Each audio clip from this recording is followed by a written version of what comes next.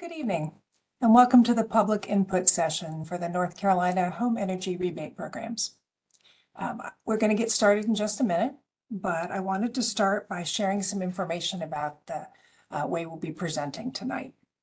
So at the current time is 6:30 p.m. on August 1st, and we'll be starting this public input session now. So to start with, this event, obviously it's online. As a webinar, but I want to show you some of the features that you can use tonight. So if you're interested in closed captioning, you can click on the bottom left hand of your screen. There's a talk bubble with CC in it. That's closed captioning. You can click on that and you'll be provided with automatic closed captions on the screen. We have also here at the North Carolina Department of Environmental Quality, which I may call DEQ tonight. We've also provided Spanish interpretation for this meeting. If you would like to access Spanish interpretation, also in the bottom left of your screen, you'll see a small globe. You can click there and you'll be able to access Spanish interpretation by managing that channel. There's a dot on a bar and you can move it right or left to hear English or Spanish. I believe it's automatically set to English, but you're welcome to change that to select your preferred language.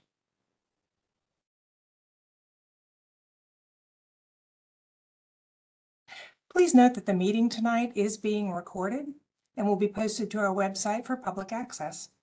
We appreciate you taking time out of your day today to learn and provide feedback.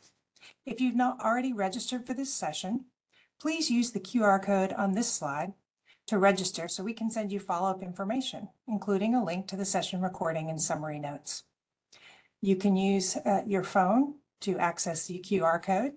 You can also use the tiny URL that's listed on the screen. That's tinyurl.com/YFY49CVV. That will take you to the same link for registration. That's tinyurl.com/YFY49CVV. If you have questions during the session tonight, please feel free to put them in the chat.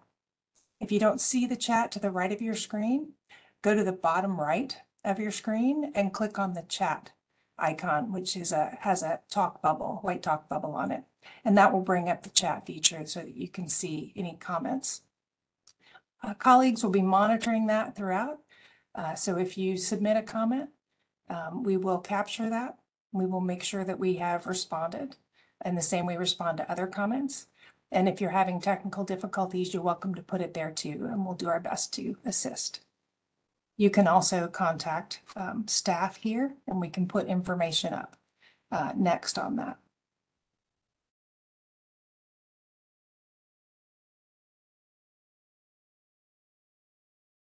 Next slide, please. So let me start by introducing myself and the other presenters tonight. My name is Julie Woosley. I'm the director of the North Carolina State Energy Office. And I'm excited about this program to bring this information to you and have a chance to hear about your concerns and your input as we move forward to figure out how best to implement and communicate this program to you. Now I'm going to pass it on to Dr. Matthews to introduce herself.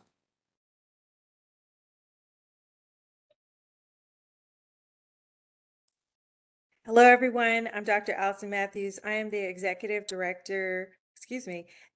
grant writer for the Department of Environmental Quality and have been involved in developing the Homes in Here grant application. I'm going to pass it on to Helen Hosley. Good evening. Thank you for being here. I'm Helen Hosley, and I'm a Special Projects Manager with the State Energy Office, and I have been working as the administrative lead for the Homes in Here rebate program. I also wanted to mention that we do have Spanish interpretation. Julie, I'm not sure if you mentioned that, but so we have that available. And Julie, I'll send that back to you. Thank you, Helen. Yes, and I also want to recognize our interpreters tonight. Felipe and Flor are helping us out on that Spanish interpretation channel. And again, if you'd like to hear that, go to the bottom left of your screen, click on that globe icon, and you'll be able to access the Spanish language channel. Next slide, please. So before we dive into our content, I want to set some expectations tonight for participation so that everything goes smoothly. We want to make sure we have time to hear from the folks who have come tonight.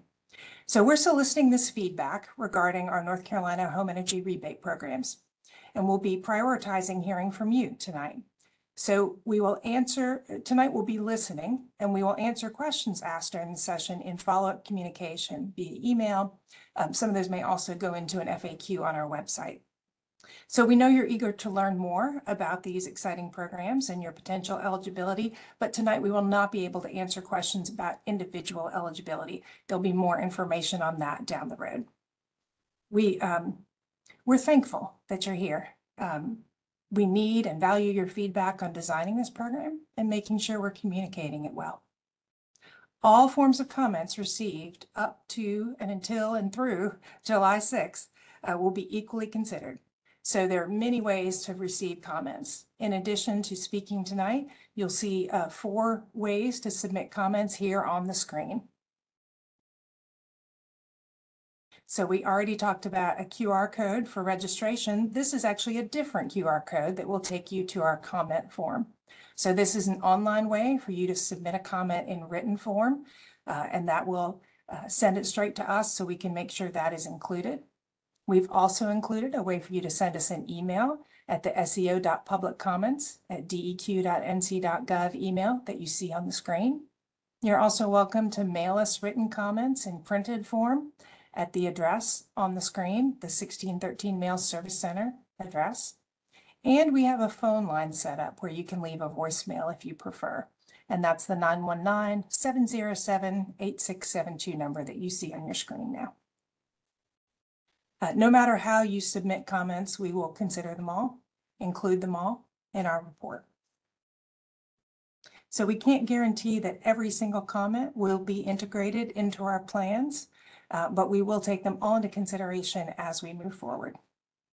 And please note, there might be a chance we don't have time to hear from everyone tonight. We hope that we do, and we're going to stay and listen, but we're going to call everyone who has signed up to give comments in the order you signed up.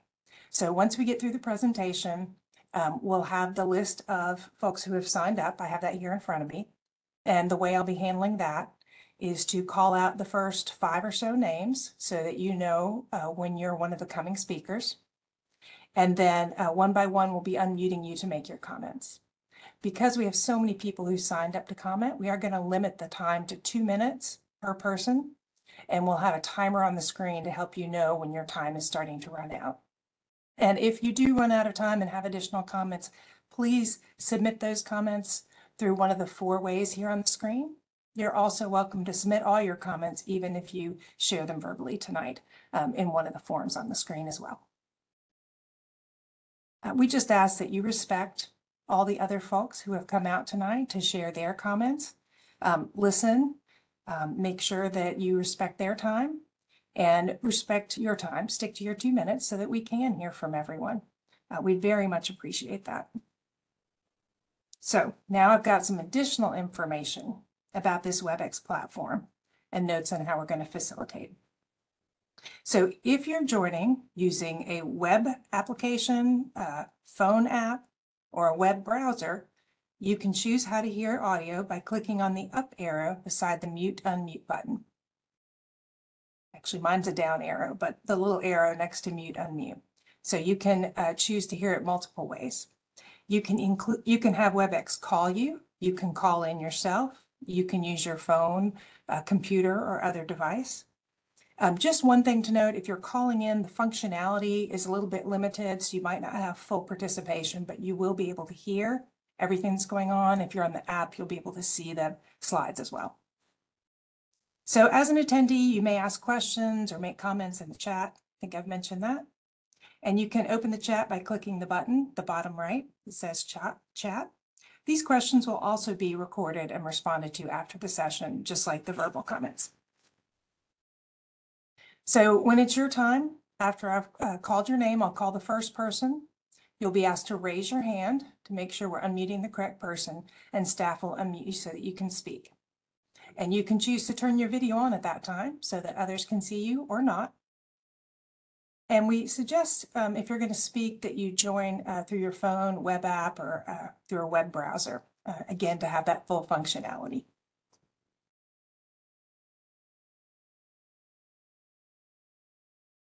All right, next slide.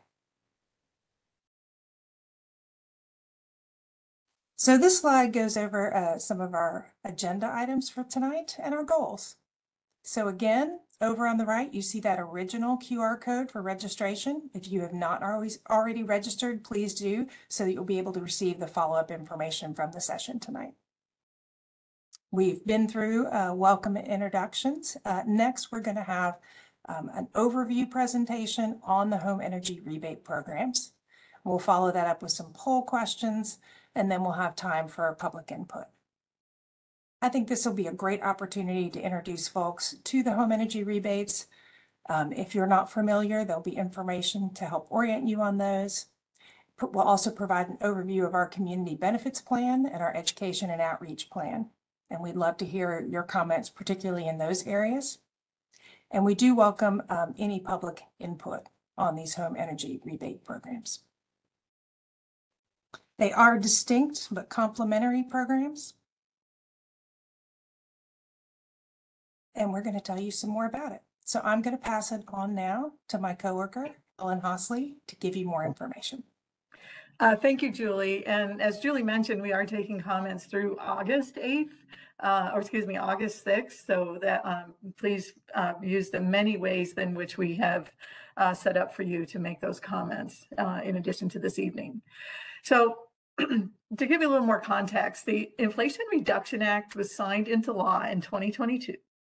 And it is the single largest investment in climate and energy in American history. As you can see on their screen, there are two programs. As part of the Inflation Reduction Act, two provisions authorized $8.8 billion in rebates for home energy efficiency and electrification projects.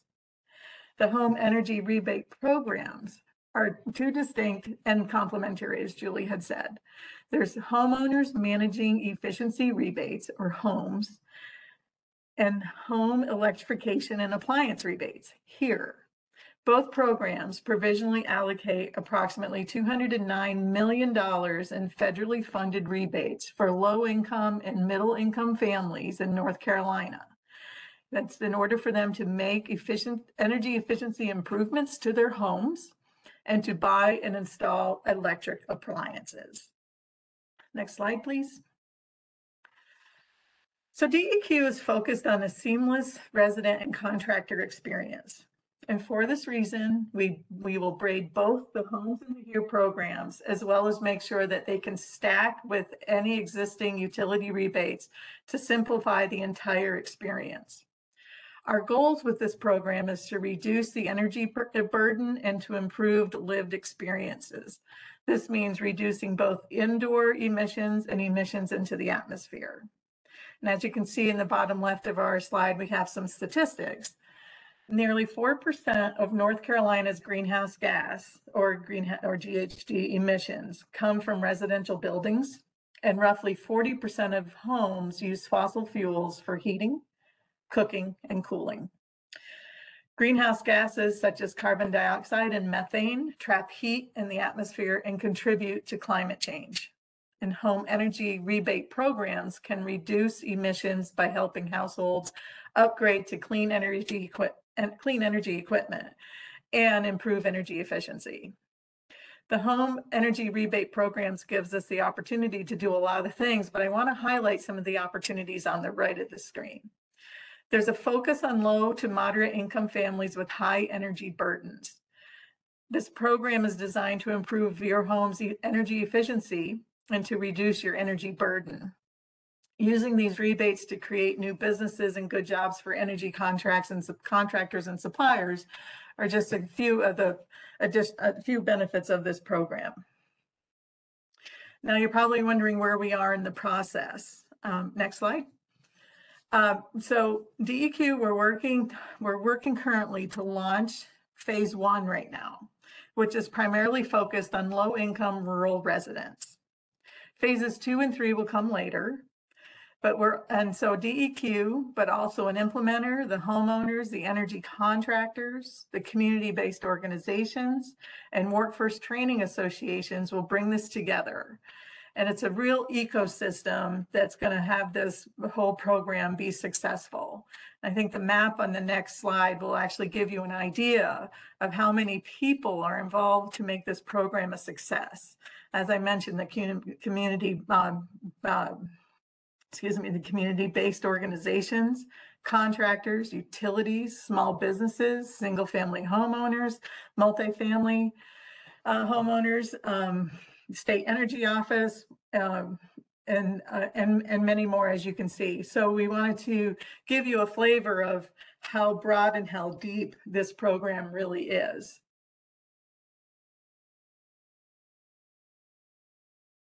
So as we are finalizing our home energy rebate program, there are still a number of key concepts to keep track of, and that will definitely apply here.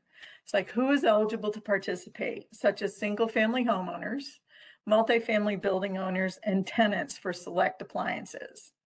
The program is an income-based program, and it's focused on low and moderate income residents.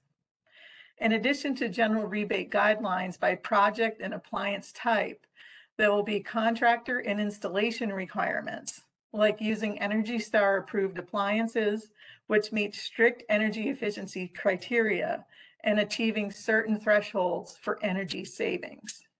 A qualified contractor list will also be created with a vetting process for contractors to participate in the program. So now we're going to move into the overview of the implementation blueprints, which are required by the U.S. Department of Energy, or DOE for short, which Dr. Allison Matthews will cover.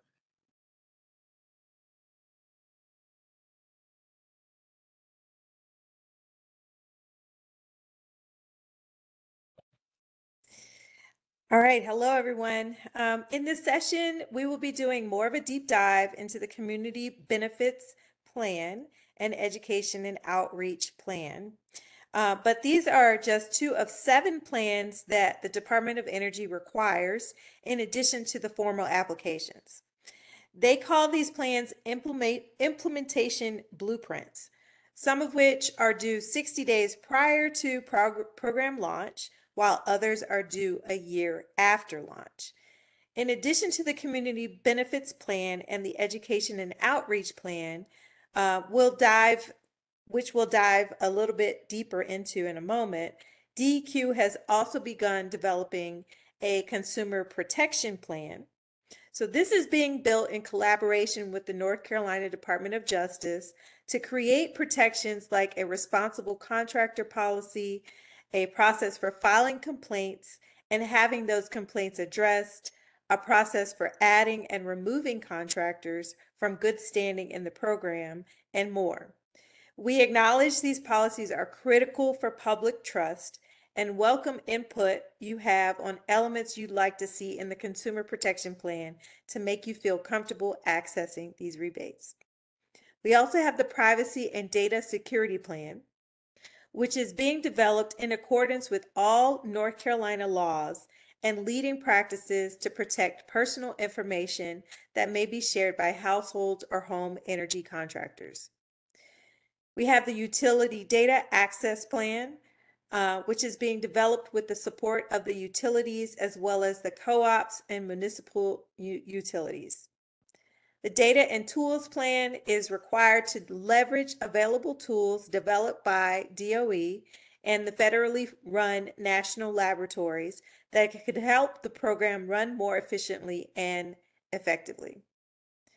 We have the Program Evaluation Plan, which will outline the framework, policies, and key performance indicators to evaluate the success of the program throughout the entire program lifecycle. And lastly, we have the Market Transformation Plan. This plan helps lay out how North Carolina will track the overall impacts of the program on the market for home energy efficiency, including the number of homes upgraded and the pace of that program uptake, and broader market impacts like the potential home value increases from these home upgrades. DEQ also must describe in this plan how the home energy rebate program will be stacked together with other rebates and funding sources, including those available from utilities. This plan also aims to address an approach for sustainable business models for home energy contractors after the program funds are drawn down. Next slide. The Community Benefits Plan, or CBP, is an essential component for the state in applying for DOE funding and in the implementation of the program. CBPs are a tool to ensure shared community prosperity, as well as a vehicle to achieve the DOE's policy priorities. The CBP is organized by these 4 objectives on the right. Each objective will have at least one commitment from DEQ and one milestone per calendar year to achieve that commitment. So as you see, some of the commitments are engage community and labor, engage and support skilled and qualified workforce, and incorporate diversity, equity, inclusion, and accessibility, and address the Justice 40 initiative. DEQ will post the CBP commitments and milestones on our public webpage to provide transparency and accountability for implementing when carrying out the program. Next slide. The Education and Outreach Plan is another essential component for the state in applying for DOE funding and in the implementation of the program. We want to conduct meaningful education and outreach to ensure households, contractors, and retailers and distributors are aware of the program and how they can either apply or get involved.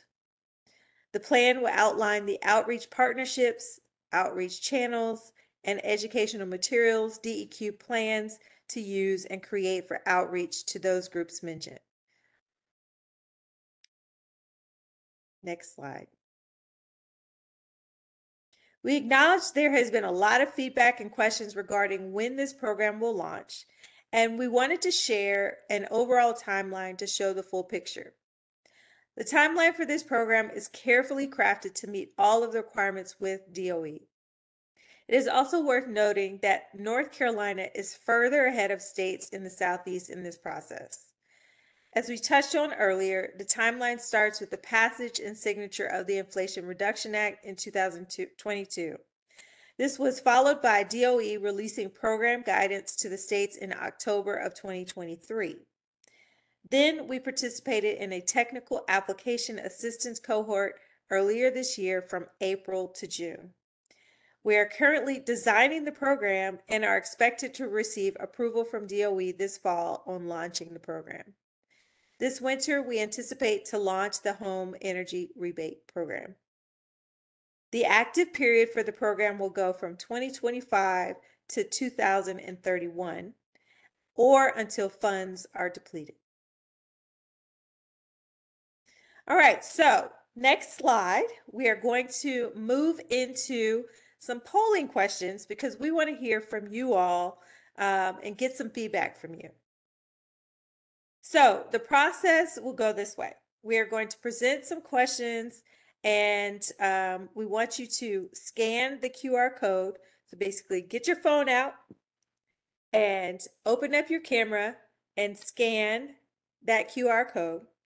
Or you can go on your computer. If you're on your computer, you can type in menti.com. It's MENTI.com. And then once you get to that website, you can use this code 25443083. We're going to provide 60 seconds, 60 to 90 seconds per question to allow you time to answer the question. So again, you can scan the QR code. You can go on your smartphone or your computer and type in Menti, MENTI.com, and use the code 25443083.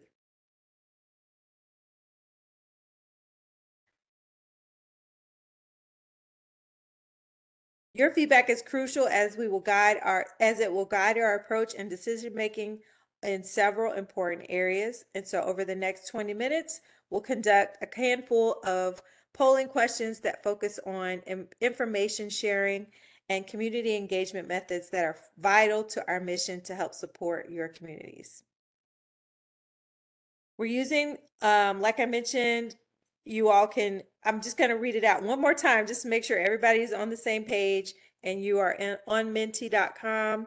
Go to menti, menti.com, and use the code 25443083. All right, so let's move. Okay, so then we have different question types that will pop up. We have a word cloud. When we have that word cloud question, please submit 1 or 2 word phrases. When you submit a phrase, please use an underscore between the words. Looks like people are answering the questions already. I love it. We'll also have multiple selections where you can select all the responses, options that apply. You have single option responses where you can select only one response option. You also have a scale where you can drag the circle on the scale to indicate your response. And then we have ranking questions where you can rank your priorities with number 1 being the highest. And then lastly, we have open-ended questions where you can write out the responses in the text box. All right, question 1, looks like everybody's already answering that one. I learned about the session today through, looks like a lot of people got it through email and the website, DQ, etc. Since we're just now starting the timer, I'm still going to give people a little bit of time just to make sure that everybody's already on menti.com and able to answer this question. All right.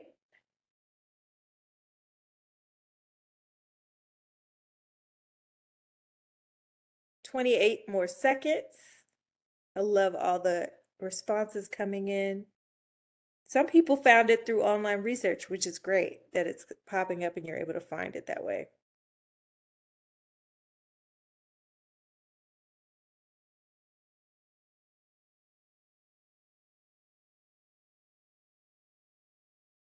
Okay, next slide.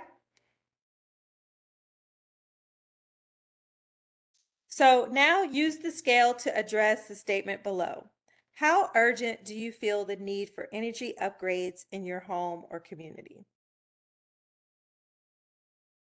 So the far right is very urgent and the far left is not so urgent. For people who are Spanish speaking, you have the second question is for you to respond. It's the same question as the English question.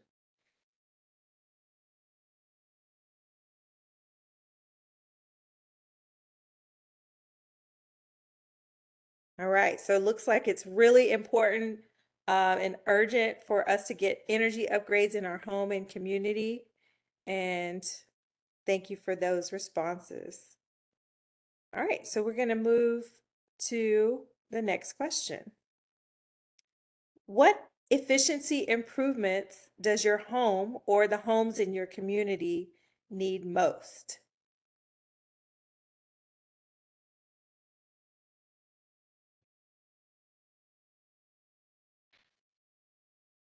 Looks like heating and cooling are definitely coming in first. That's not to mean that others aren't important, but that one seems like the biggest priority, especially during the hot summer months. We've had a heat wave, so I definitely understand that.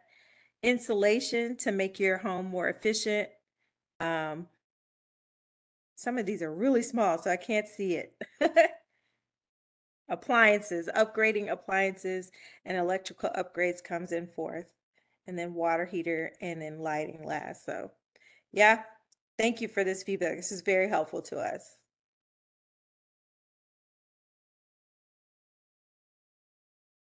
Looks like we have about 49 responses. All right, I'm going to move to the next question. What factors would influence your decision to participate in the NC Home Energy Rebate programs? Would cost, have an impact? Would application time have an impact? What would influence your decision to participate? Would it impact, would you be hesitant, or do you think people in your community would be hesitant if it disrupted their living situation because of the upgrades that needed to happen? Or the installation time? Would people be more likely to want to participate if they knew or thought that it would reduce their energy use and cost? Would the trusting the contractor have an impact? Or the availability of contractors?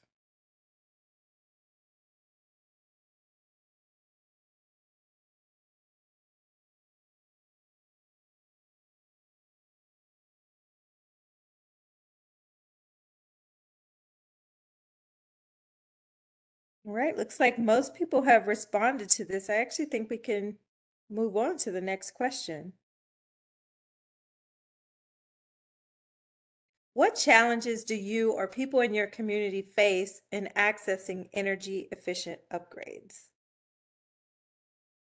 So this is kind of similar, but what challenges do you think it would be? What barriers do you think might happen in the community that would make it difficult for them to access this program and the upgrades? Would cost be a barrier? Information on upgrades available? And that's part of the reason why we're having this public info session, is to get some feedback from you all on what's the best way that we can disseminate this information and partner with organizations. Access to technical assistance. We definitely want to hear from you all on how we can provide technical assistance in a way that's accessible, and building trust in contractors. All right. Next question. Which of the following would enhance your community's ability to access the North Carolina home energy rebate programs? Would educational materials have an impact? Training sessions? And when we're talking about training sessions, potentially we could do training sessions with the community to educate them about how to fill out the applications, but it also could be training sessions for the contractors on how to do this work. Access to technical assistance for navigating the programs, financial incentives, or user-friendly application processes. And I think this is a check all that apply.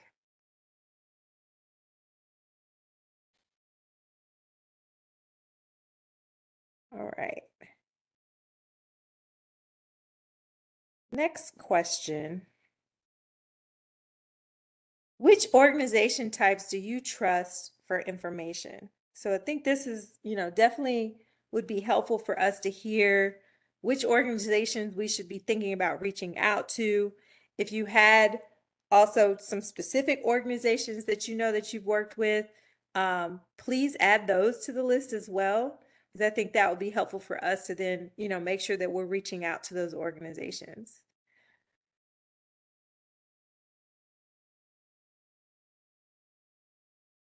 Local news, all right. Shout out to local news for getting us the information out to the community. Faith groups for sure, and community-based organizations. So these are some that you trust. Please let us know if there are any other organizations that we should specifically be looking at. All right. Next question. What are the best ways for you or people in your community to receive information about the home energy rebate programs? So I think it's a similar question to the one before, but really just trying to see what's the way that you like to get information, and people in your community. Is it easier for you to get a text message or email? You get it through local news? Do you get it through community meetings? What's the best way for us to get this information out? Through snail mail or through social media?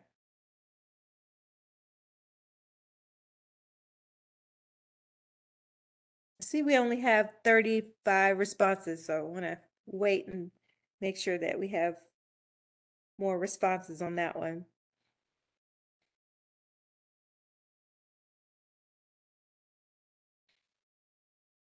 Email looks like it's the best one. All right, next question. We're almost done, y'all. What topics should be included in contractor training? So, we definitely are planning to roll out some contractor training to help contractors discuss the homes and understand the Homes in Here program, as well as to be able to, implement energy retrofits in the homes. But we've also gotten some feedback from community about the need for contractors, to learn about customer service and whatever marketing and other things. And so I'm just curious to hear from you all what topics should be included. Financing options for residents, customer service, diversity, equity, and inclusion and accessibility, and how to engage in those topics, or labor laws, safety, work standards. And we know that we have some contractors on this call, so we definitely want to hear from you all as well. What topics do you want to hear and learn as a part of the training?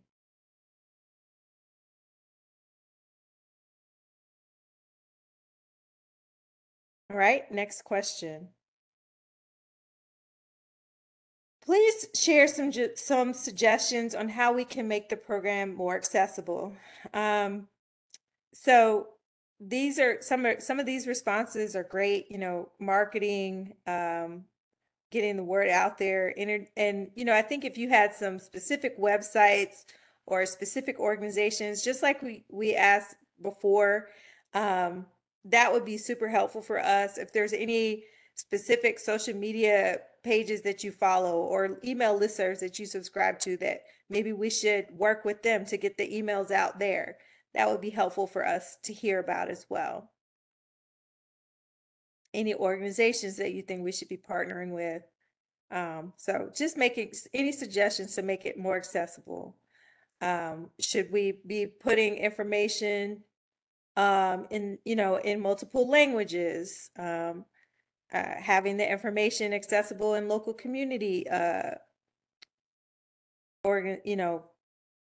community centers and churches. All right, next question.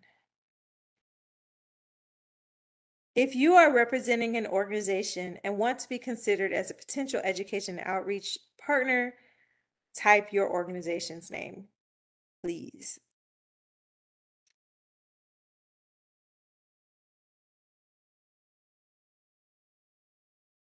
See, we only have a few responses to this, but I think we've gotten also, in the previous questions, we've gotten some of those as well. But just, if it hasn't been represented before, add any names that you can, any organizations or churches, faith-based institutions, any kind of organization that you think we should partner with.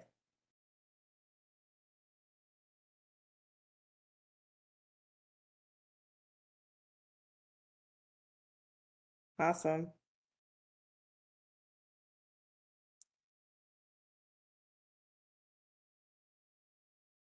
All right, next question.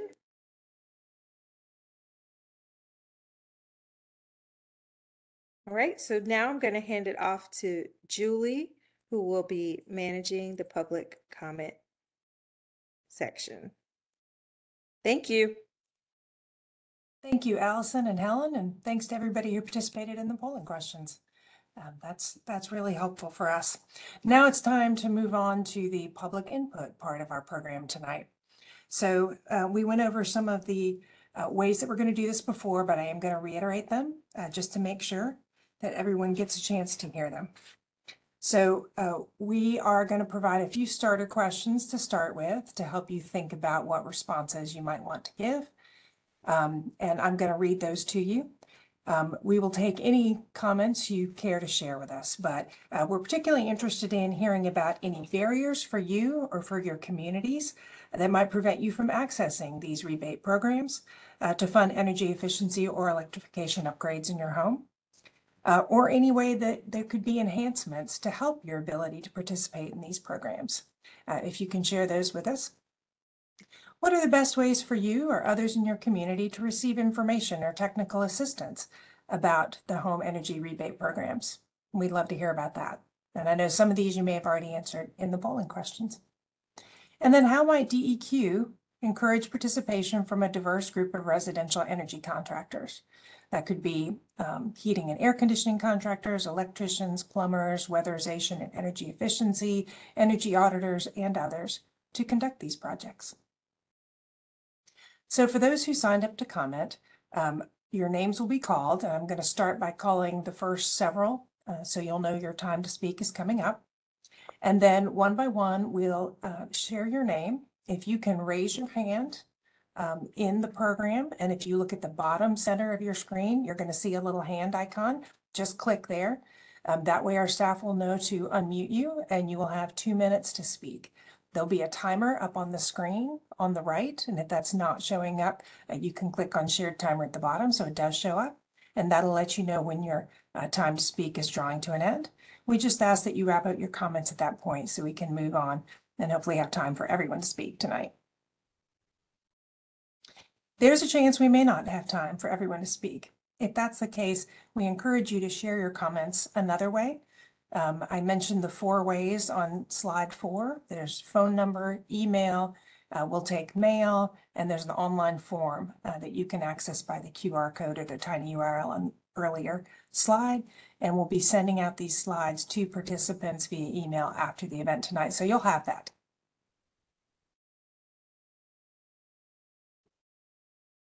Once you're called, you can join in. If you have called in on a phone, to unmute yourself, you'll need to, well, first to raise your hand, you'll have to press *3, and then to unmute yourself, *6. So that's if you're getting your audio through a phone rather than through an app, a computer, or an app on your phone. But if you've called in or had the program call you, the WebEx call you. Just ask that you respect the time so that we have time for everyone. And be prepared to speak when we call your name. Now, if we can't hear you or there are technical difficulties, we will call your name again. We will give you some time to make sure that you're properly unmuted.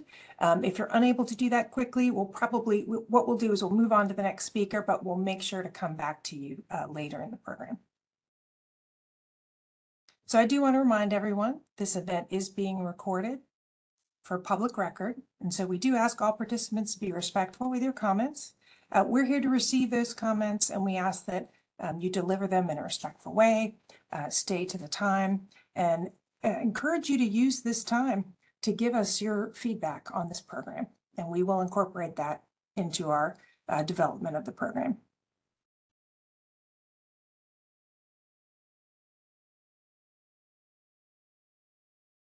All right. I think we're ready to move on. So I'm going to start by reading the first half a dozen names, so you'll know if you're one of the first speakers and you can get prepared. So the first speakers tonight are James Horty, Wesley Davis, Meech Carter, Shayna Fight, and Deborah Green. And I apologize if I am mispronouncing anyone's name. Please introduce yourself when you start speaking, and we'll go on from there. And after several speakers have gone, I'll read additional names so you can be prepared to speak when it's your turn. So let's go now to James Horty. Can you raise your hand, please, so we can unmute you?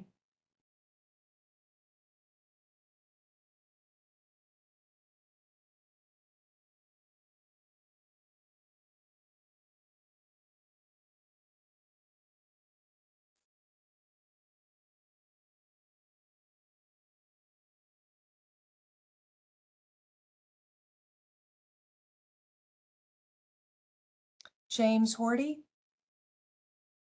Can you hear me?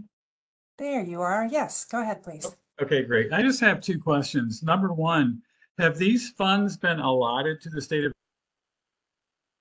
North Carolina, is there any chance that a new administration in November could remove this program?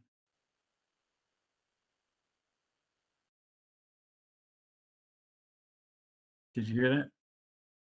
I did, yeah. And for time tonight, we're not going to be answering questions, but we will follow up in writing so everybody has the same set of information at the same time. Okay. Oh, so I can't ask questions. You just want comments? Oh, no, you can ask questions. We just will be answering them later, or you can leave a comment. What we're really hoping for tonight is feedback on the program, the community benefits plan, outreach and education, those types of topics. But we'll take any comment you'd like to share.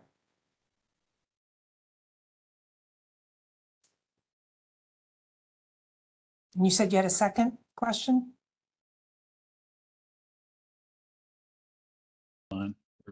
Can you hear me now? Yes.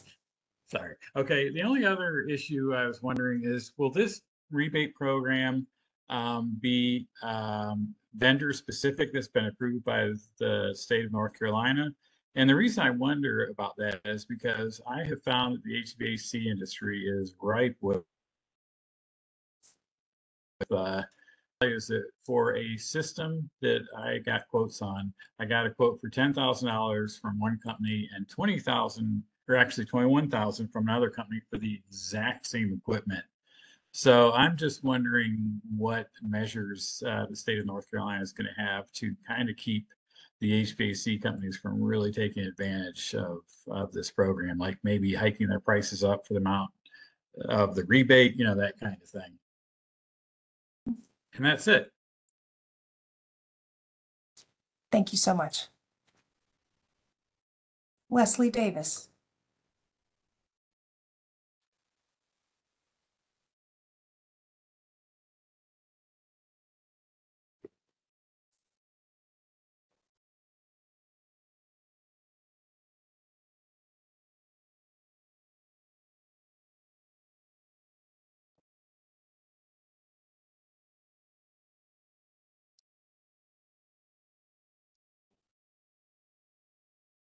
Julie, we can move on to the next person.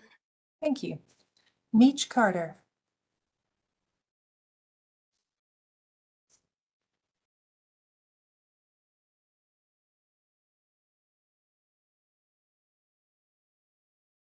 Am I good to go? Yes, I can hear you. Go ahead, please. Oh, thanks so much. Thank you so much for the opportunity to provide feedback today. My name is Mish, and I'm the Clean Energy Campaigns Director for the North Carolina League of Conservation Voters Foundation. We're one of the creators of energyfundsforall.org, which is a website designed to help residents, businesses, and governments in the Carolinas access IRA funding opportunities. We'll be submitting a full written comment with our partner groups on August 6th due to the limited time for oral comments. But because of the work we do with communities, we know how challenging it can be to meet people where they are. So we're urging the state to educate rebate eligible individuals before they step into any store about this money, along with the option of purchasing new appliances. We found the best ways to educate rural communities are mail, cooperative extensions, newspapers, and radio. We're encouraging the state to also train nonprofits and community partners like us on the application process. We walk people through applications for LIHEAP, Customer Assistance Program, Crisis Intervention Program, and others every week, and we have direct experience with this work. Simplifying the application process is also essential, including measures such as income self-reporting. Income verification is a barrier for many low-income folks, and renters are faced with extra barriers by needing landlord approval for programs like this. Once the application is approved, we're understanding that the contractor will pay for the entire cost of the equipment up front. This favors wealthier individuals and larger businesses, with paperwork also adding extra time to these contractors' workloads. We hope that the state can reduce barriers like this to make rebates more accessible. Finally, educating retailers on these rebates to pass information to consumers, providing transparent criteria for contractor eligibility, requiring accessibility and cultural training for all contractors, and implementing methods of accountability and enforcement like hotlines for reporting violations are additional outreach aspects we'd like to see. Finally, I would have loved to see public information about these programs released in advance of the session tonight. Thank you. Thank you so much. Shayna Fight.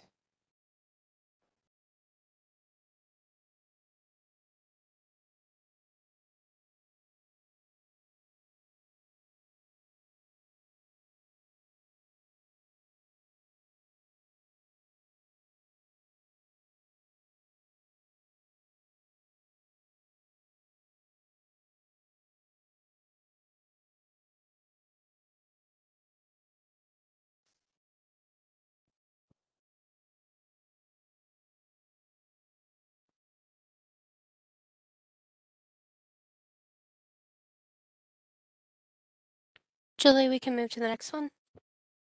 Thank you, Sasha. Deborah Green. And while Deborah's coming online, I'm going to read the next folks will be called to speak after Deborah. That's Peter Bowers, Christian Wiedner, Emily Barrett, Kristen Shergate, and John Patton. And now we'll go back to Deborah Green.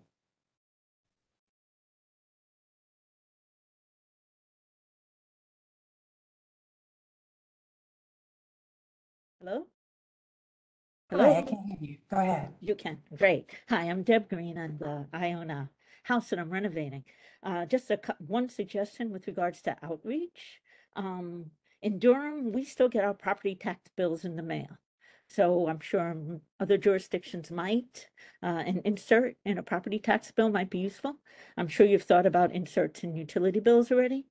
But my major concern is I've been working on this old house for 14 years, and pretty much of all the things that there are rebates for, I can do myself.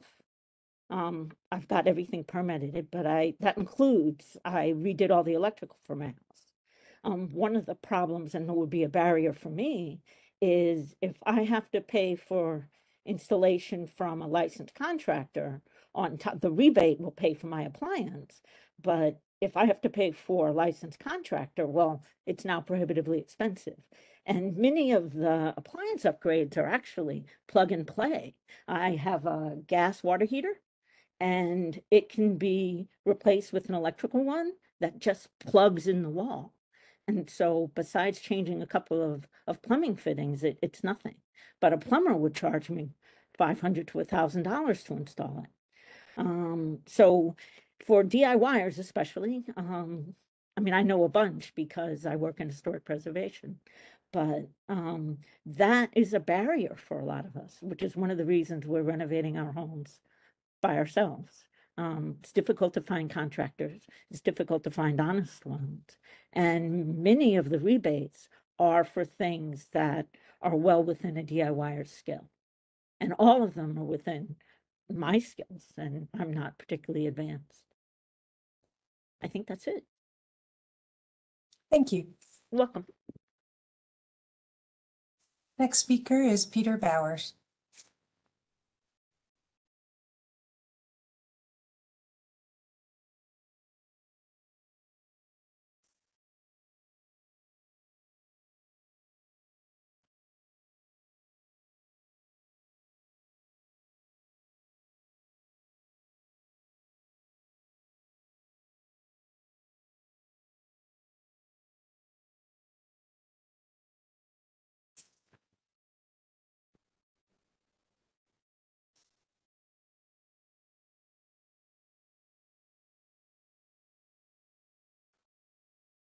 Julie, please move to the next one. Okay. Christian Wiedner.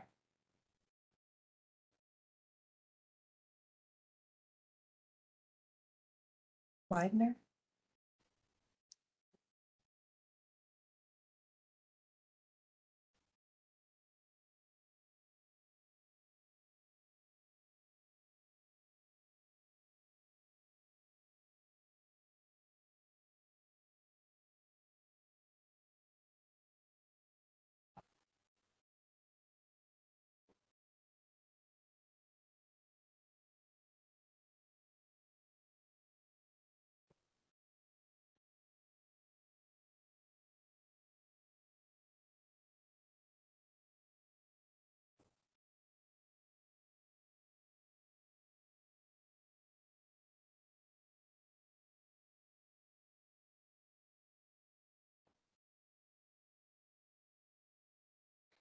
As a reminder, if you hear your name called, please raise your hand or press *3 if you're calling in to raise your hand. Please move on to the next commenter, Julie. Okay. Emily Barrett.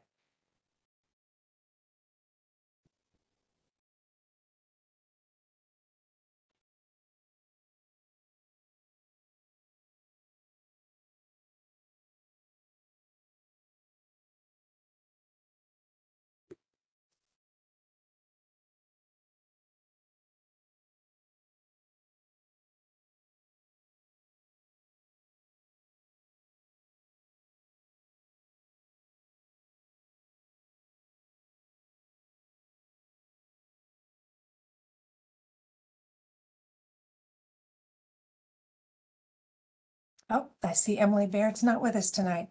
Kristen Sherrygate?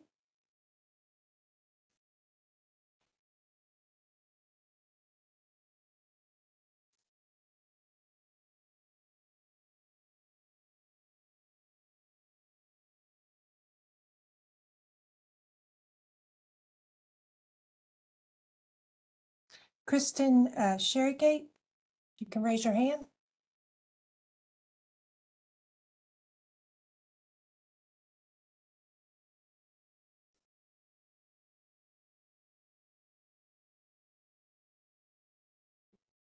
Okay. John Patton. And after John speaks, if it works for you, Sasha and interpreters, I think we're going to pause and then move over to hear from our folks on the Spanish channel. So let me read those names now. The next three speakers will be Chris Berg, Alicia de Dios Fernandez, and Michelle Myers.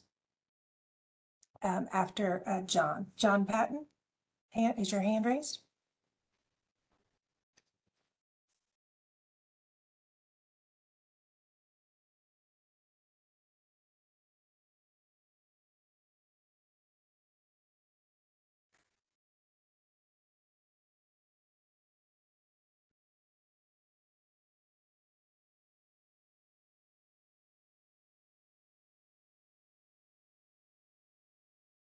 Okay. Our next speaker then is Chris Berg.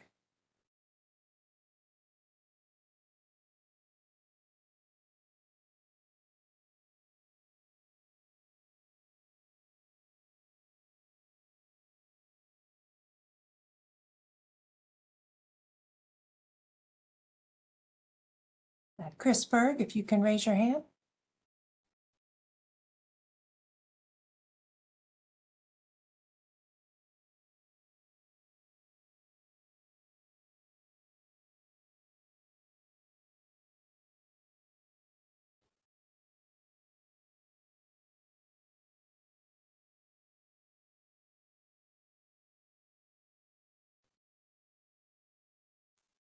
All right, we'll keep going. Alicia de Dios Fernandez. You can raise your hand.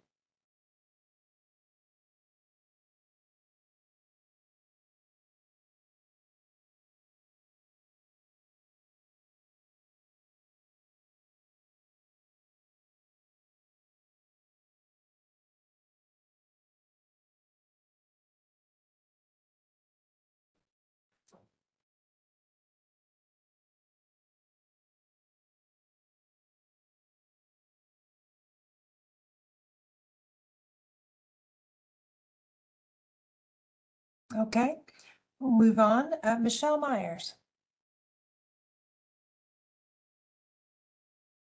Michelle Myers, if you can raise your hand, we'll unmute you.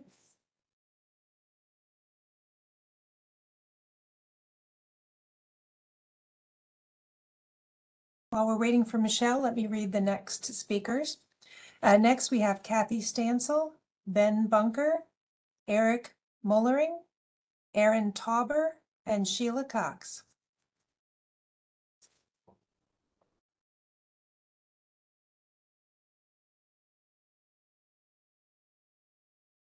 Last call, Michelle Myers.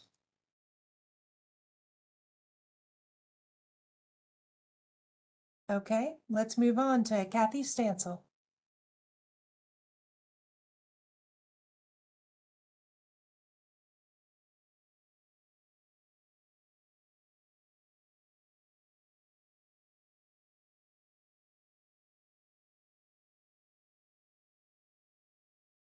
And if you're having problems raising your hand, you can let us know in the chat also. Kathy Stansel.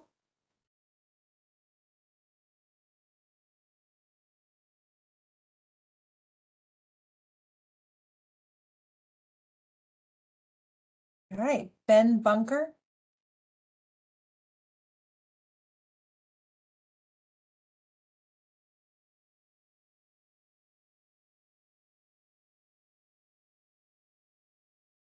Ben Bunker.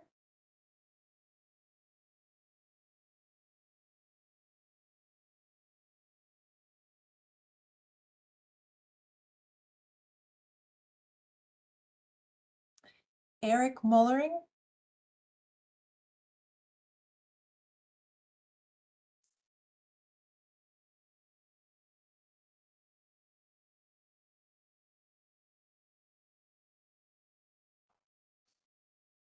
Eric Mullering,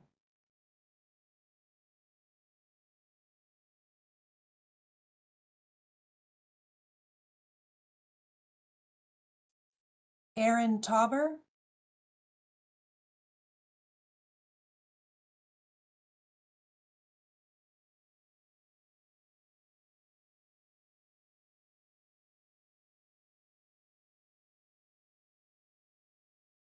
Aaron Tauber,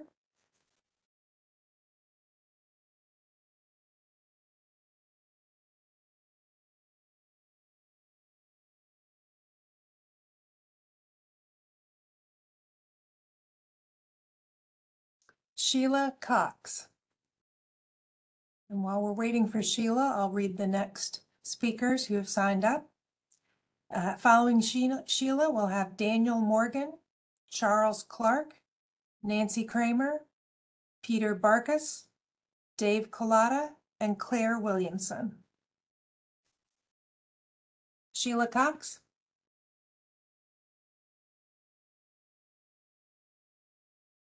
And just as a reminder, when your name is called and you need to raise your hand, go to the center of your screen at the bottom, look for the little hand icon and click on that. When you do that, the icon will turn yellow and a hand will pop up, and then we'll know to unmute you.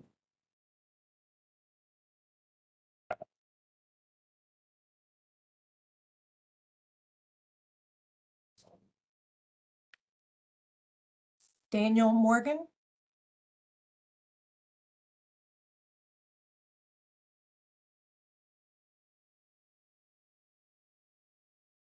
Charles Clark,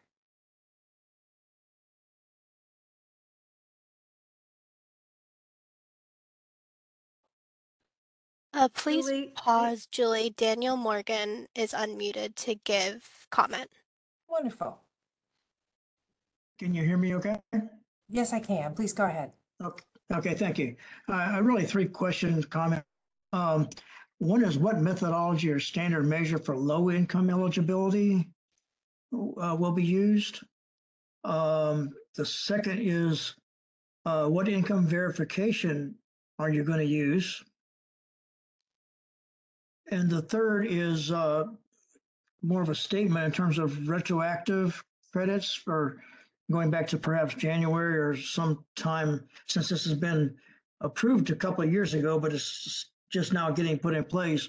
The example would be as if I can see where people would wait to get their system replaced if there's a freon leak, so the system's still usable, but we're releasing greenhouse gases waiting for funding and approval. So it would be helpful, I would think, to have a retroactive eligibility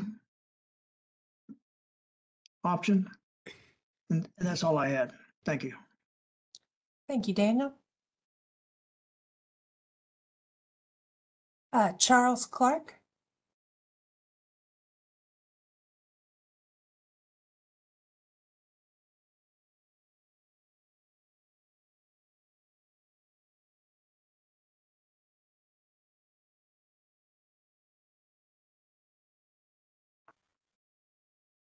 Charles Clark. Click the hand icon.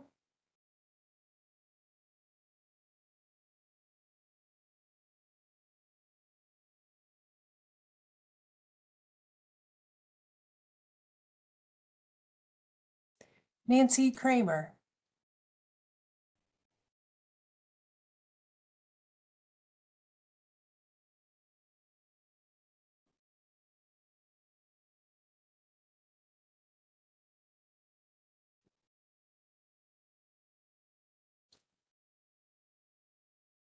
Nancy Kramer.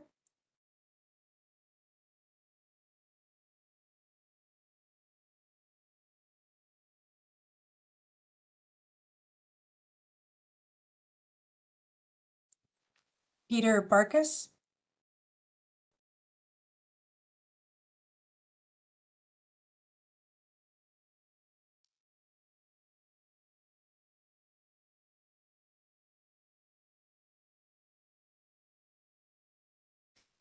David Colada.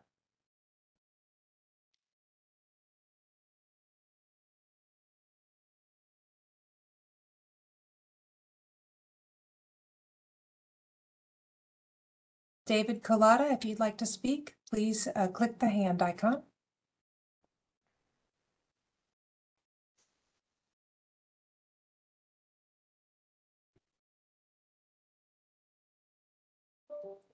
Claire Williamson. And while we're waiting for Claire, I think we're going to change the process a little bit in light of the fact that a lot of speakers are not going to speak now. They may be submitting comments another way. But what I'm going to do is call the next group of speakers all at once. Anyone in that group, you can raise your hand and we will call on you in the order that your hands are raised. Or unmute you in the order your hands are raised, so you'll all get a chance to speak. And that'll move it along a little faster, I think, for others. So Claire Williamson. Yes, hello, Julie, I'm here. Wonderful. Go ahead, please. All righty. Hi, Claire Williamson. I'm with the North Carolina Justice Center. And so I have a couple of comments I'd love to make. First, I just want to acknowledge and thank you for prioritizing low-income North Carolinians in these programs. And I may have missed it, but I just want to emphasize that I think it's very important that the programs that are provided to them are provided at full cost, so that you're not asking people most in need to pay for these really essential upgrades. I also would want to encourage y'all to continue to work with and expand the coordination of home repair organizations via this collaborative model that I know you are developing with the Weatherization Assistance Program. Y'all are well aware that deferrals are one of the biggest barriers to folks accessing energy efficiency upgrades. And like this collaborative process can take time and trust, but working with municipal governments who are providing home repairs along with nonprofit organizations is a really great way to reach already qualified households and reduce their administrative burden. Also, a couple of points around the contractor. Just one, making sure that not only are contractors providing a paper copy up before electronic signature is required, but also making sure that there are like the compliance requirements. So if you find out a contractor is not doing that, they're delisted. And then contractors making sure that the consumer feedback has those specific questions. Also, before a contractor can be approved, they should provide a standard form of their contracts to y'all to be verified. And if it has ever determined that there's been some difference, if they are including arbitration clauses, they need to be delisted immediately and action should be taken. Okay, that's much. And also just ensuring, making sure to use categorical eligibility to reduce low-income barriers. Okay, thank you so much. Great work, y'all, and look forward to seeing your plans as these programs develop. Thank you.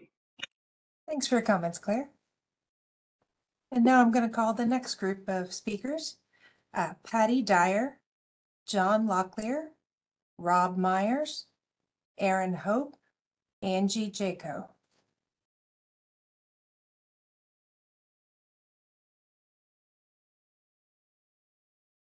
So anyone in that group, please raise your hand if you'd like to speak. I'll read them again. Patty Dyer, John Locklear, Rob Myers, Aaron Hope, and Angie Jaco.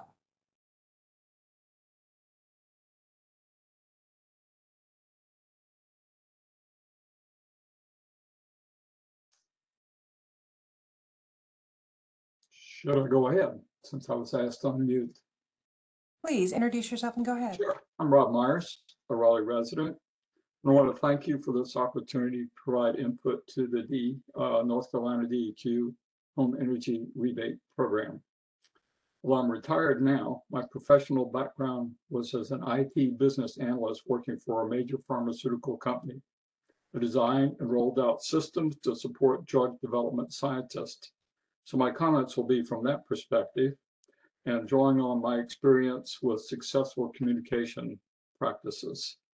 The importance of early engagement communication with program target communities will be a key to the success of this program. Trusted community organizations and leaders can provide you with end users who can participate in process and system design and testing. Pilots in these communities will be important in identifying and removing system bugs and barriers, as well as building a sense of ownership in the communities. This can also create community ambassadors to spread the word about the value of the program.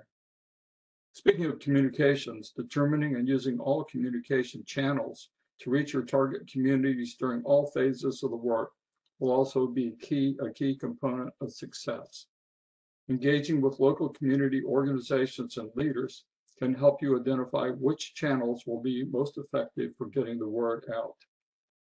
End user real-world testimonials about the ease of use and benefits of the program can be very powerful in generating interest in new users in this program, which will be so important to North Carolina citizens. Thanks for taking time to listen to me tonight, and I wish you all success with the Home Energy Rebate Program development and rollout.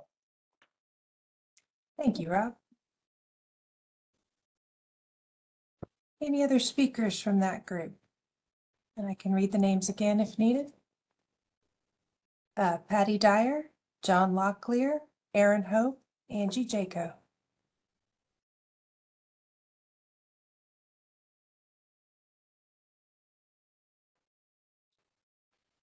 All right, I'm gonna move on to the next group.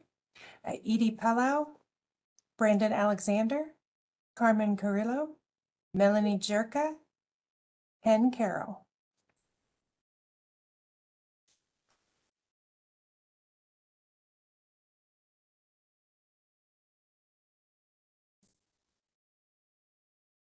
I'll read those again. Edie Palau, Brandon Alexander, Carmen Carrillo, Melanie Jerka, Ken Carroll. Any of those folks would like to speak, please click the hand icon to raise your hand and we'll unmute you one at a time. And if anyone was called earlier and just didn't get unmuted in time, you feel free to raise your hand now if we've already called your name. And we'll keep working through the list. So Edie, Brandon, Carmen, Melanie, Ken.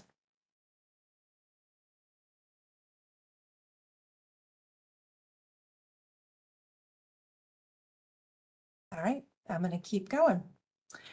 Chris Maraglia, could be Maraglia, Brandon Stafford, Monica, no last name, Matthew Mayers, Stephanie Roche.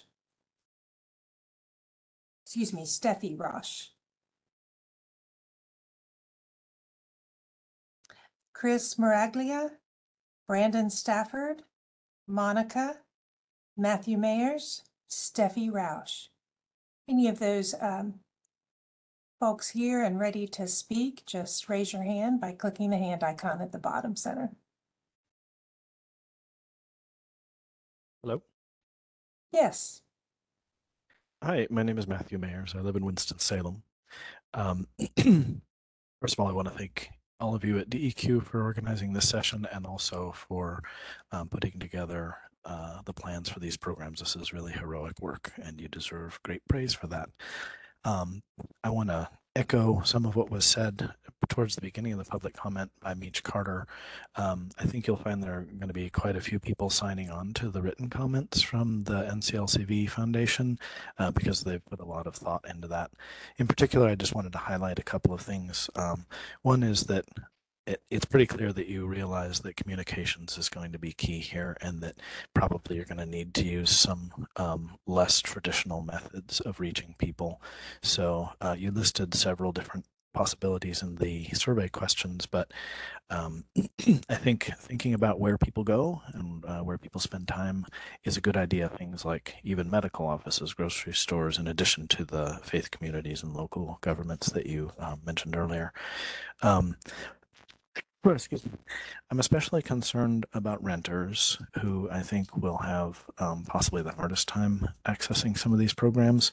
And if budgets allow and personnel, I think it would be a great idea to have something along the lines of navigators or advocates who can even hop on the phone and get a whole bunch of people in an apartment block moving along and working with them as a bridge between them and their landlords. And then in terms of getting a diverse array of contractors, again, picking up the phone, I think is a great way to go. Contractors take pretty much everyone's call because they never know when it's a customer, as opposed to many of the rest of us who don't necessarily pick up our phones just because somebody is calling that we don't know. And it looks like I'm out of time. So thank you, thank you, thank you. Thank you for your kind remarks, Matthew. Anyone else in that group like to speak?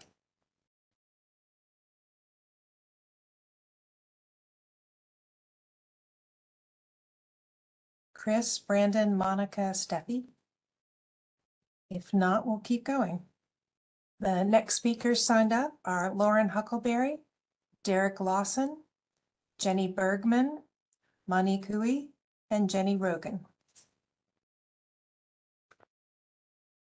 Just click the hand icon, bottom center, if you'd like to speak, and we'll unmute you to share your comments.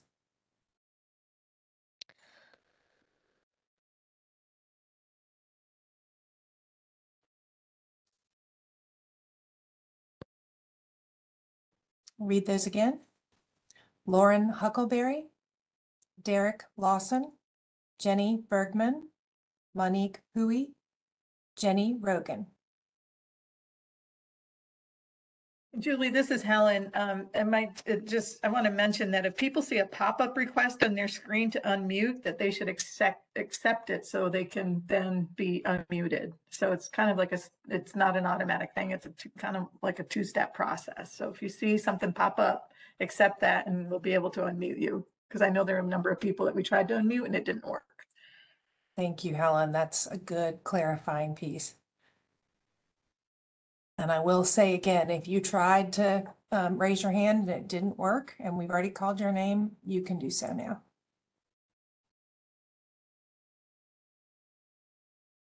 And Monique is ready to go. Great. Hi, my name is Monique Hui, and I just wanted to know, it was mentioned that the low-income rural communities would be able to access the programs first. I wanted to know if there is an idea of when it will be available for moderate income families.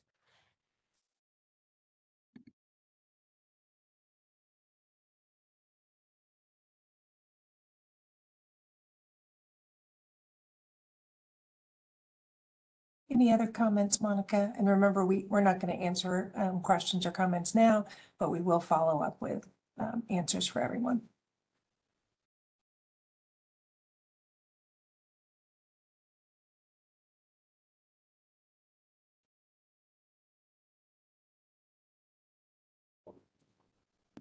All right, anyone else have their No, I help? didn't have any more comments. Thank you.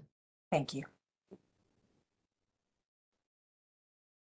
Anyone else have their hand raised at this time?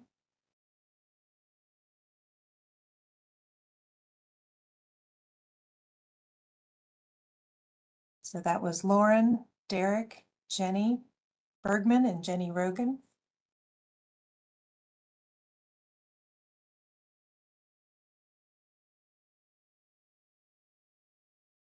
All right, I'll keep going.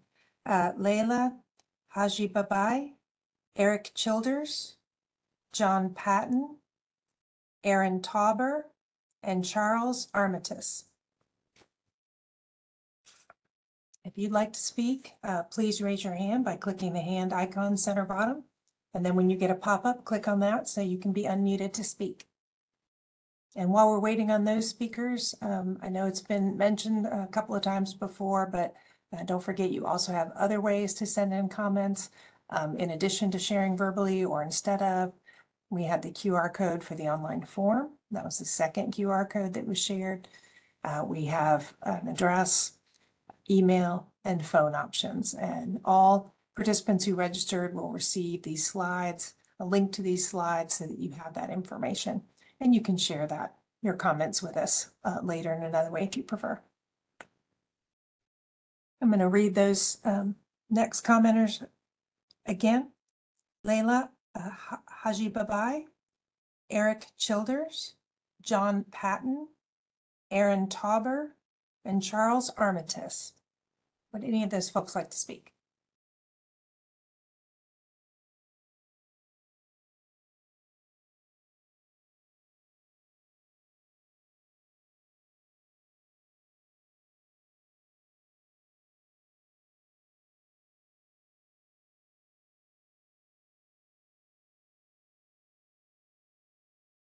All right, I'll keep going. Next speakers signed up are Karina, no last name, Adonai Kolan, James Cantor, Bryce Bruncati, Bridget, no last name, and Megan Pendel. I'll read those again. Karina, Adonai Kolan, James Cantor, Bryce Bruncati, Bridget, and Megan Pendel.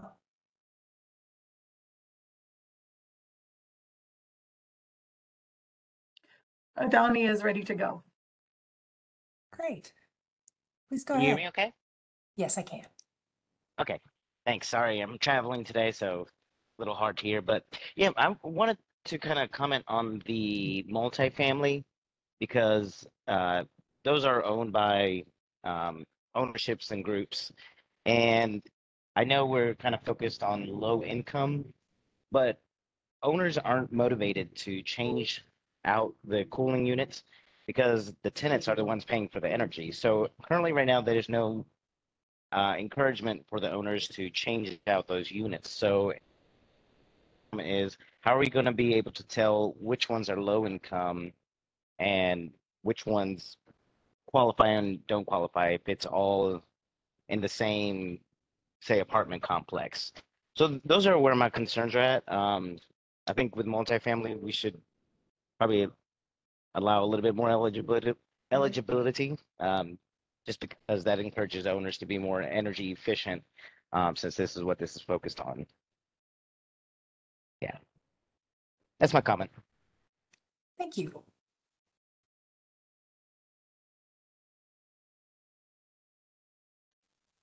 Any other commenters have their hand raised? Karina, James, Bryce, Bridget, Megan.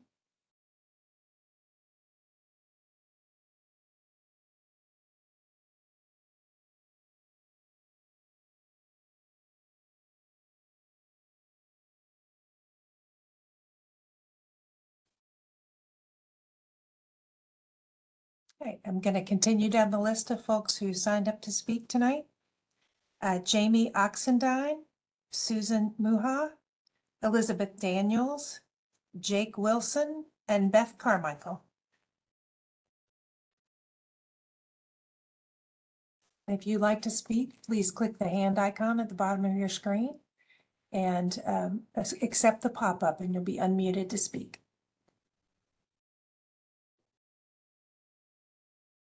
Jamie's ready to go. Hey, go ahead, please.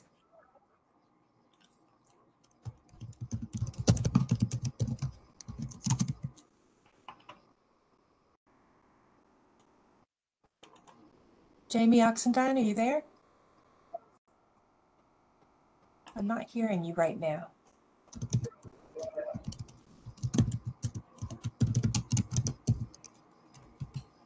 I can hear typing, but not talking.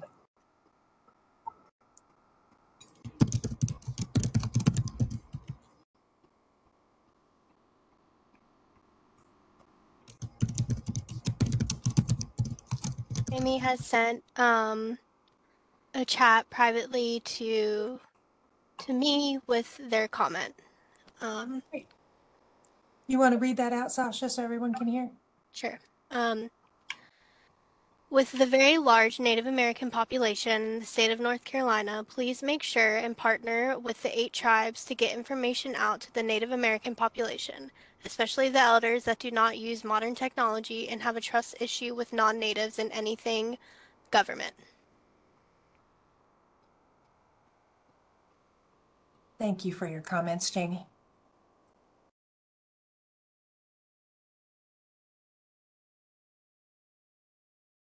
Anyone else from that group? Susan, Elizabeth, Jake, or Beth? You ready to speak?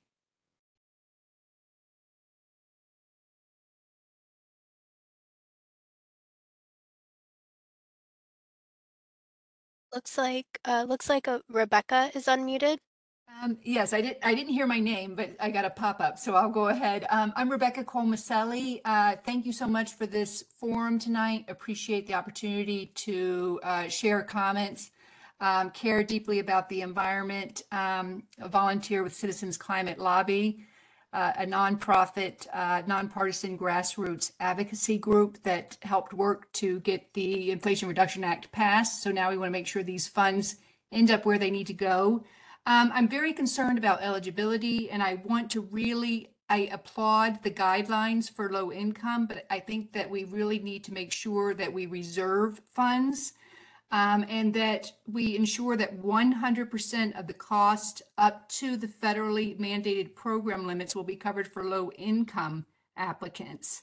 And that we reserve at least 40% of funds for low income communities to align with the Justice 40. That's the federal commitment for program funding allocation to under-resourced areas. So that's very important.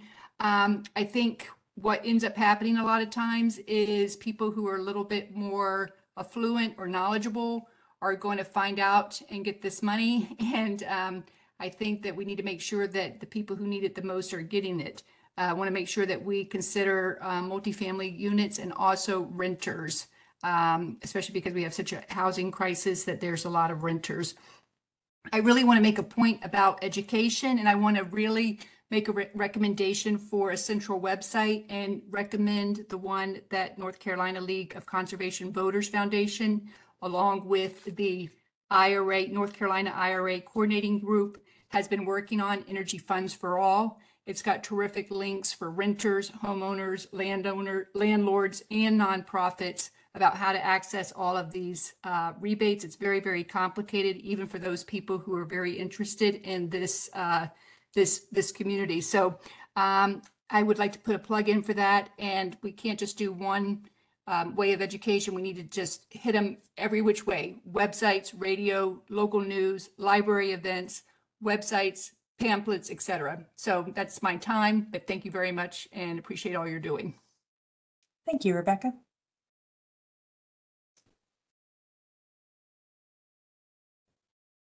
Anyone else with a hand up from the last group? If not, I'll keep going. Sydney Gilliam, Rebecca, oh, we just heard from Rebecca, Benita Green, Brendy Vega, Naomi Albert, Leona Dove.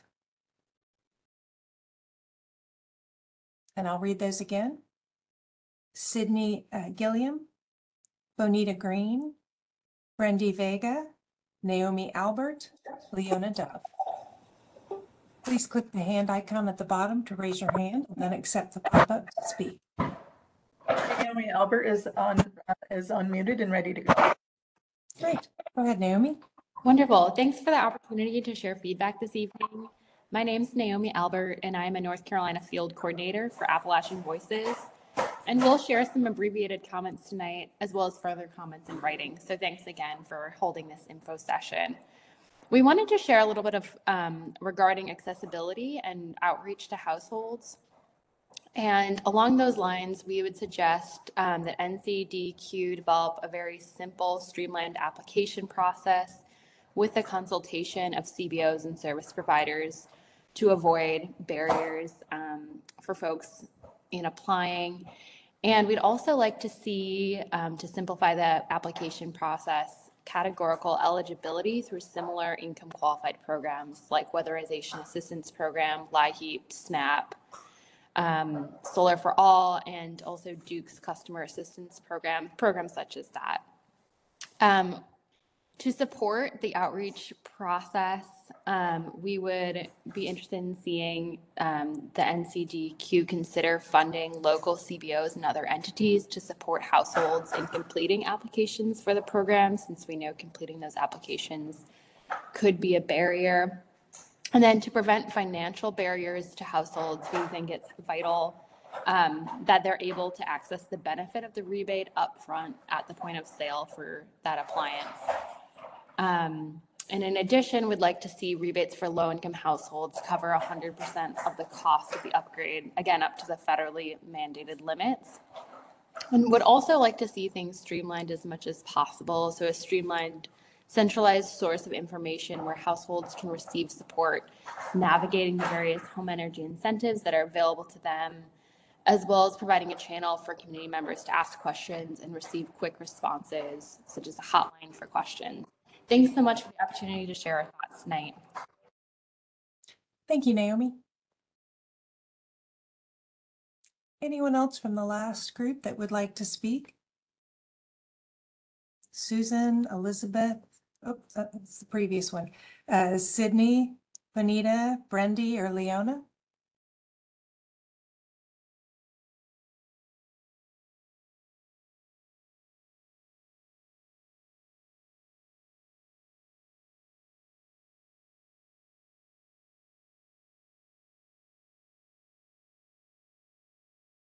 Okay, and the next and final group of folks who've signed up to speak: Brad Rouse, Frank Rapley, Rob Myers, Ellen Van Velsor, and Manasa Ravi. If you'd like to speak, click the hand icon at the bottom and then accept the pop-up so you can make your comments. Brad is unmuted and ready to go. Go ahead, Ravi. No, it's Brad. Brad Rouse. Oh, sorry. Yeah, this is Brad. I didn't know you called me. Yeah, I'm Brad Rouse, and I am co-founder of a nonprofit activity here in Asheville, Buncombe County called Energy Savers Network. And we work with the low-income community to help them save energy. We have served over 1,000 customers, and we have a database of probably 600 or 700 customers who we know how they heat their homes, what their energy burden is, what kind of house they live in, and where they are. We know their address. These are our trusted customers. And so I think it would behoove you to work with organizations like ours, because there is absolutely a crying need for what this is offering. The people who need heat pumps, who have no heat, who have oil heat, they need to get it replaced. It is very substantial, and we are going to submit written comments. We've got a lot of ideas about this, and so I hope you'll call out, reach out to us, and talk some more. Just a couple of thoughts. You mentioned stacking of benefits. That's absolutely necessary. The maximum income limits under the plan are not enough to do most heat pump replacements in houses, and so you're going to have to find some way to stack benefits. That ought to also include lending to the customer in some cases. You need to make the income qualification process very efficient and accurate, and it ought to leverage off of people who are already doing income qualification, like Medicaid or like Energy Savers Network, because we do income qualification. We have a process. And if people qualify for us at 200% of the poverty level, they should qualify for 80% of AMI. They're all qualified if they've already been qualified for us. Another problem that we find is the lags between payment and between the contracting and payment. And there needs, that would keep us from doing a lot if we have to wait a month or 2 or 3 to get paid, if we help a client do this and money's flowing through us. So I'm out of time, but happy to talk to you offline anytime. Thanks, Brad.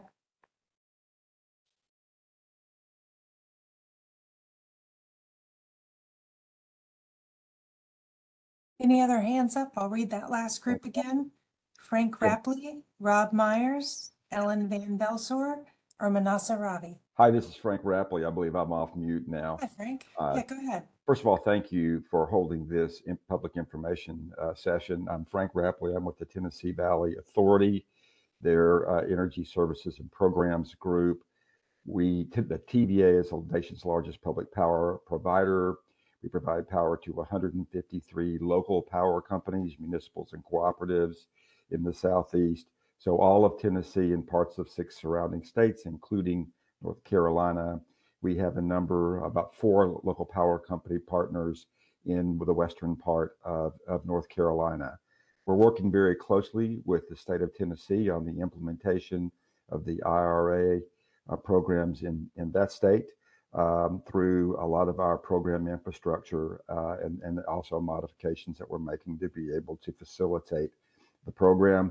Just want to say to North Carolina DEQ, we would love to assist you in any implementation in our footprint inside North Carolina and look forward to working with your office as your plans develop. We will submit some written comments, but again, thank you for this forum. Thank you, Frank. And I know I've already called everyone now that's on our list of folks who want to speak. We do have some time left here at the end of our event. So if others are interested in speaking, whether you signed up or not, please raise your hand by clicking the hand icon at the bottom of your screen and we'll unmute you to speak. Sasha, are there any other hands? Anybody Yeah. else ready?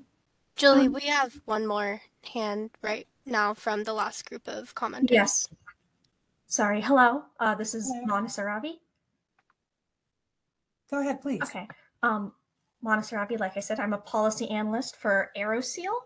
AeroSeal is a climate tech company that uses proprietary air sealing technology to seal leaks in building ductwork and envelope.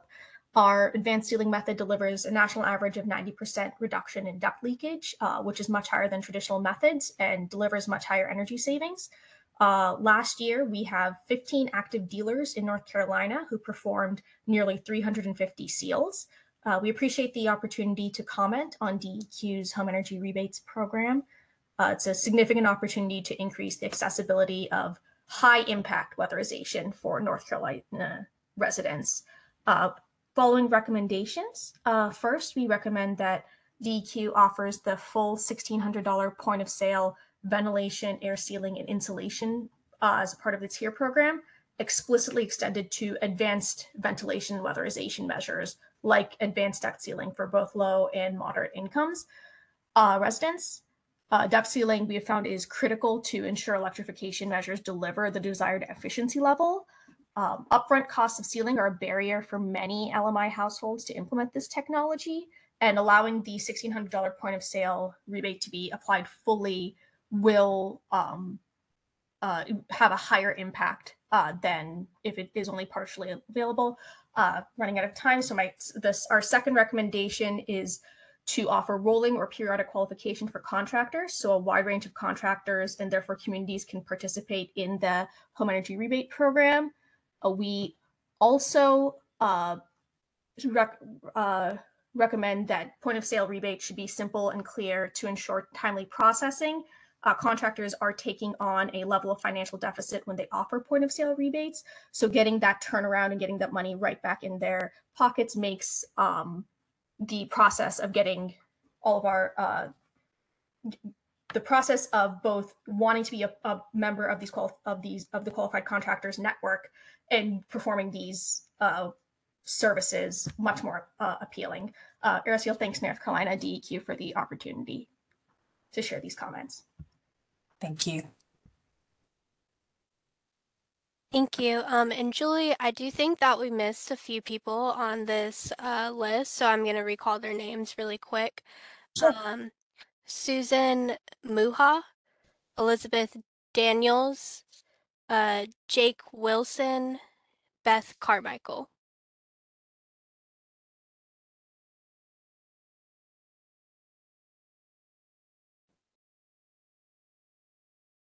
And then if they don't raise their hands, we do have 2 folks ready to speak right now. So I'm going to unmute James Cantor first and then give those folks time to raise their hand. Great. Go ahead, James, when you're unmuted.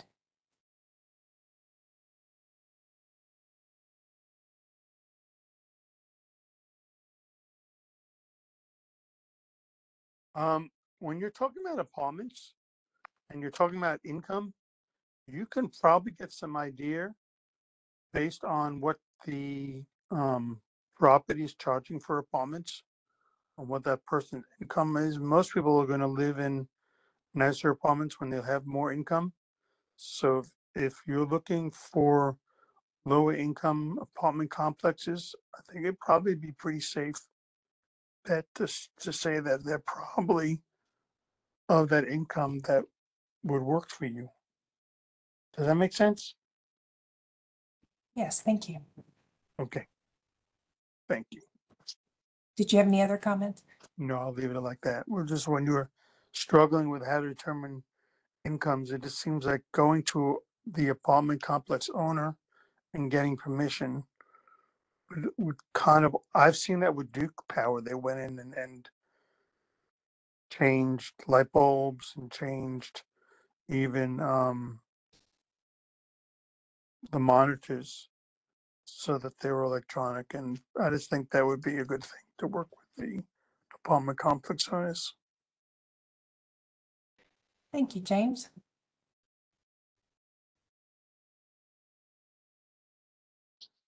Sasha, I think you said there was one other person with a hand up at this point? Yes, I am now unmuting Robin.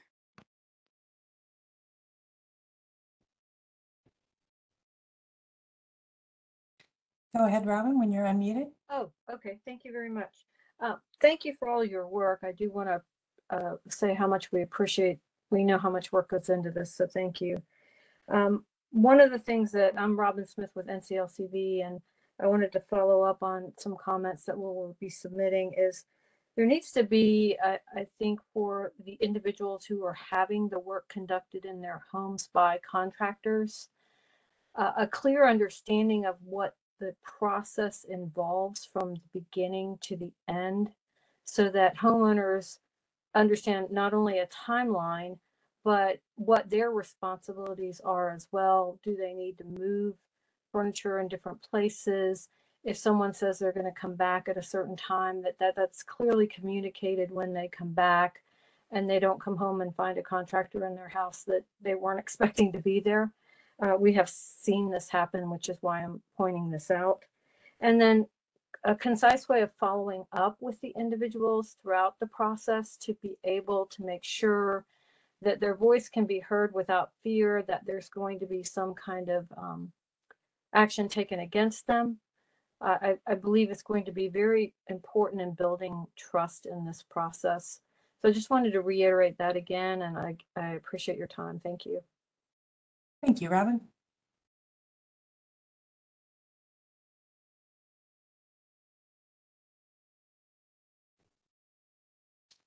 Are there other attendees who would like to speak?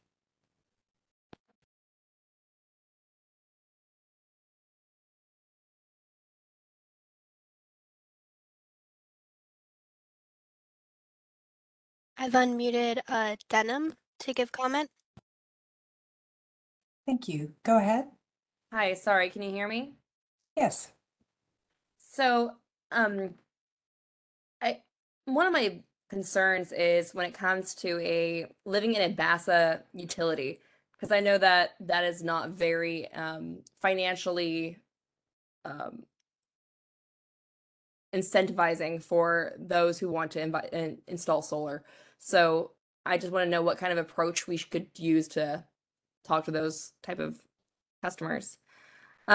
Also, I live in Charlotte, and the average age here is 34 and a half years old. So I think that a large social media would be a good push to educate people around here. One of those social media sites being Axios Charlotte. Now, I am not associated with them, nor do I sponsor them, but I do follow them, and they have a lot of followers here, and I think that could be a good lead to advertise in the Charlotte area. Also, there's a lot of people that are new here, so I think that would help push towards them. And then I would also just like a clear expectation of their contractor requirements and their deadline, because I know that you want to get this started as soon as possible. And if we could have a strong set deadline given to those contractors, I think that'd be very helpful to them.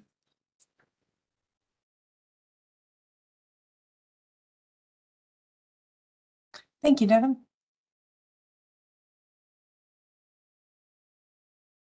And Julie, perhaps you can ask in our Spanish-speaking language channel if there's anyone there that would like to submit public comment. Yes, and I know our interpreters should be able to hear. So if you see anyone there raising their hand, adding information in the chat, please let us know so we can unmute them to speak.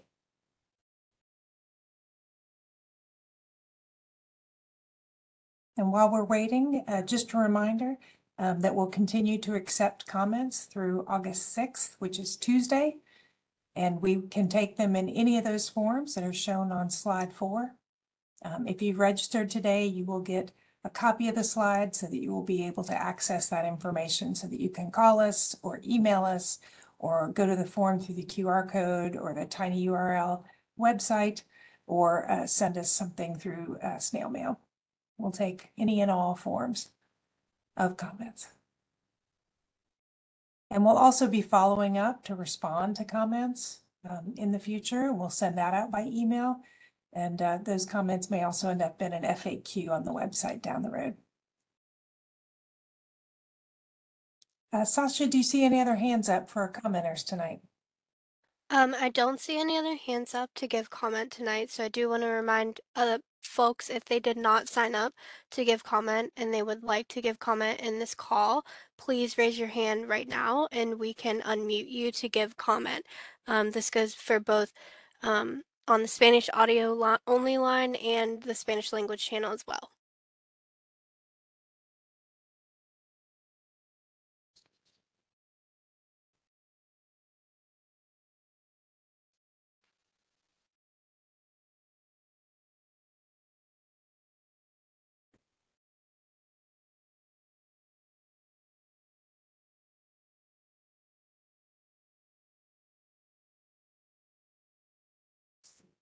Well, let me say thank you to everyone who came out tonight to listen to our presentation and share your comments.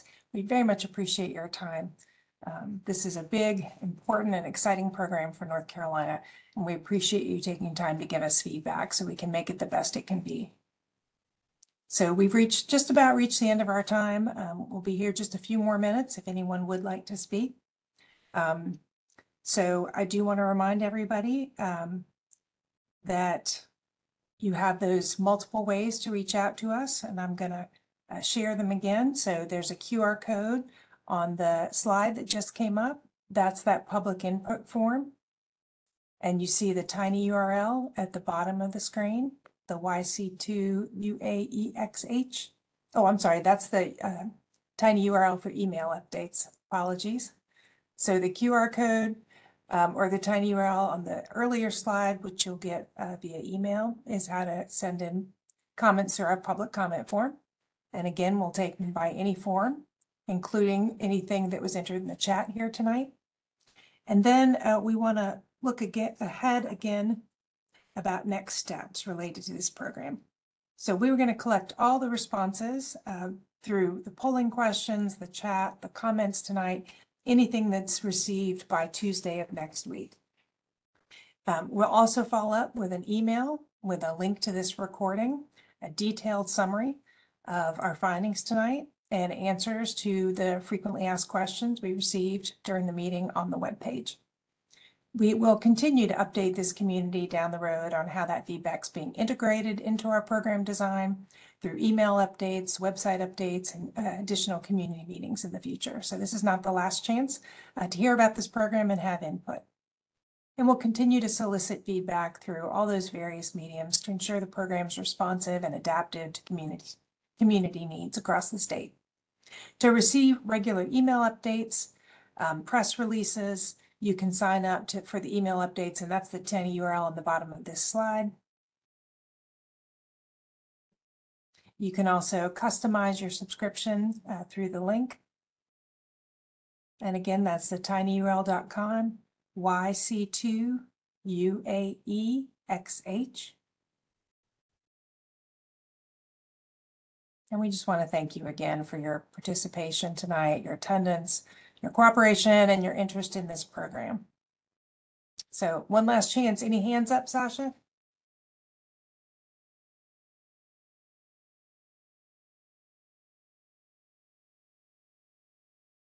We have a hand up Okay. from Denham, but I believe Denham already gave comment. All right. Well, seeing no other commenters tonight, we're going to close this public information session. So again, thank you, everyone. Appreciate your participation, and you'll hear more from us soon. Thank you.